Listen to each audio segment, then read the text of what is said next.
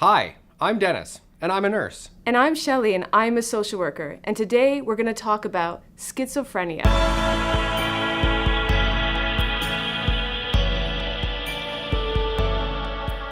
Imagine this, a person running through a crowd, eyes wide, going from person to person, asking if they are God. Someone sitting by themselves talking loudly to no one. Police at the door of a barricaded apartment where someone has been hiding for weeks, believing the government is sending agents to kill them. Scary, right? This is often how movies, TV shows, and novels depict people who may be suffering from a mental disorder called schizophrenia. However, the reality is often very different. Approximately 1% of the Canadian population have features of schizophrenia. That's roughly 370,000 people. Wow. It can often affect people of any age, gender, socioeconomic background, and ethnicity. It tends to develop in early adulthood, with men presenting symptoms sooner than women do. Mental illness does not discriminate. Schizophrenia's key feature is the presence of psychosis. In schizophrenia, psychosis is considered to be a positive symptom and can include delusions, hallucinations, disorganized behavior, and disorganized thinking. In addition to these positive symptoms, negative symptoms can also be present and include diminished emotional expression, a decrease in motivation, less speech output, decreased pleasure, and an apparent lack of interest in social interactions.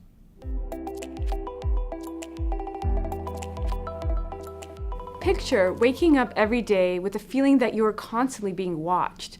You don't want to leave the safety of your apartment, and you board up your windows just in case the people you fear will find you. You don't have the time to live your life. You are too preoccupied with thoughts of being exposed. You feel so vulnerable. What Shelley is describing can be considered a delusion. Delusions are false beliefs that are hard to change, even if people in your life are giving you contradictory messages that these ideas you have are not based in reality. A bizarre delusion are beliefs that are not plausible, like if someone believes that aliens have taken control of their organs. But the image Shelley just described would be considered a non-bizarre delusion because it's not entirely implausible. Shelley, you could be under police surveillance. It's unlikely, but if you were a member of organized crime or like a gang, then, well, that's entirely plausible. So we have to consider someone's context. Exactly. Context matters. Another positive symptom are hallucinations. Hearing voices are a common form of auditory hallucinations. The numbers can range from a single voice to thousands. Sometimes they may be impossible to understand. Sometimes the voices are talking to individuals. Sometimes they're talking to each other. Hearing voices is more common than you would think, actually. About 1 in 10 of the general population does hear voices. While they're more common than we think, for some of these individuals, hallucinations can disrupt everyday life. A person may be so preoccupied with the voices or sounds that they are hearing in their head that they're having troubles focusing in class, at work, or even in a conversation with a family member or a friend. Some of the clients that I have worked with describe ways of coping with these experiences by turning up the volume of their music while traveling to work, on the subway, to drown out the voices or sounds that they hear. The voices can be neutral or distracting, but sometimes the voices can be very frightening. It is important to remember that hallucinations can also affect our other senses, like sight, smell, taste, and touch. Another common hallucination for people with schizophrenia are audio-visual hallucinations, where the person both sees and hears things that others cannot.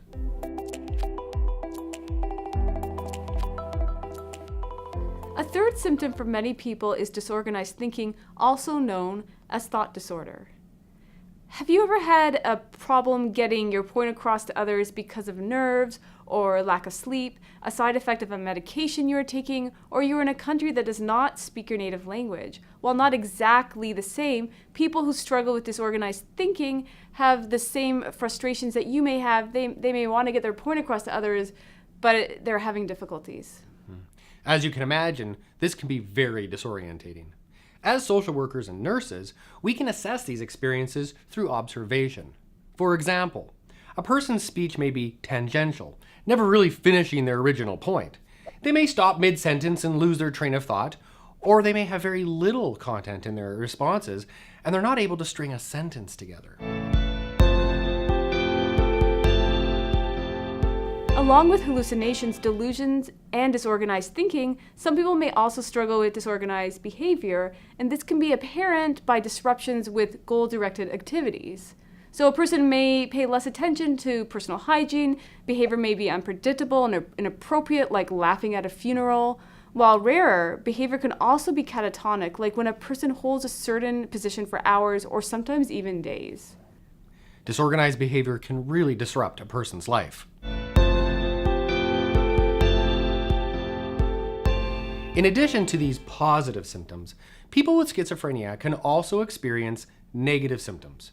It's worth revisiting here. Positive symptoms are those symptoms that someone with schizophrenia has that's added to them that the rest of the population do not experience. Negative symptoms are what everyone else has, but those have been taken away from someone with schizophrenia. These negative symptoms can be incredibly debilitating and more difficult to treat than positive symptoms. Imagine thinking like this every day. I haven't been interested in leaving my room today. I don't feel like calling back my best friend. It is so hard for me to communicate with others. I want to get my point across, but I feel like there's this huge barrier between me and the rest of the world. These are expressions of negative symptoms, and as you can imagine, they tend to isolate people with schizophrenia, creating a sense of loneliness, despair, and poor self-esteem.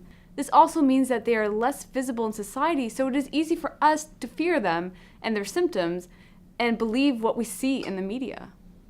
Finding ways to promote socialization and enhance relational skills are a big part of the newer approaches to working with people with schizophrenia. Medications developed in the 50s played a huge part in showing that people with schizophrenia were treatable medically. But this is only part of the issue. Helping people piece back their lives following a psychotic episode involves more than just providing medications that decrease or remove the symptoms. Exactly. It involves therapies that support healthy ways of coping with psychosis and understanding when you need to reach out for assistance. It means better educating our communities on schizophrenia to decrease the stigmatization and discrimination that people with schizophrenia face that further isolates them and contributes to their poor mental well-being. It also means promoting more research into better medications with less side effects and more therapies that offer psychosocial solutions. Both of these will dramatically improve their quality of life. It is important to remember that the reality of living with schizophrenia is different from how it is portrayed in the media and in popular culture. So by moving beyond clinical symptoms, you can begin to listen to a person's experience of how living with schizophrenia affects their reality. With this approach, we hope that you can begin to build an understanding of the lived experience. Remember, we are not the experts of another person's experience. Our goal as mental health practitioners are to be a guide and empower our clients to get on that road of recovery.